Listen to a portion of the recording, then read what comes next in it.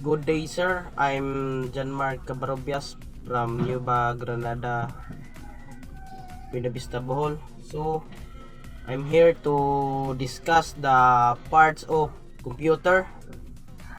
So, let's proceed to check the EVR or UPS and turn on the button and check back of the EVR if the plug is plugged, and go back to the front, then turn on the CPU and use the button to turn it, and proceed to the monitor and wait a few seconds.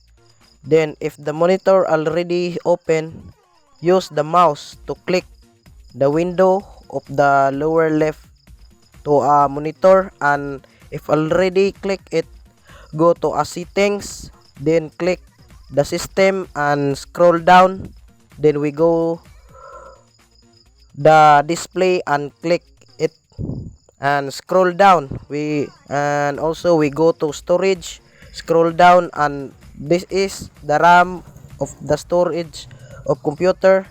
Then some the other, you can click it and scroll down.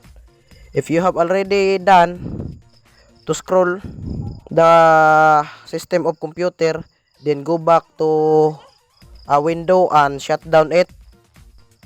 And that's all. Thank you for watching.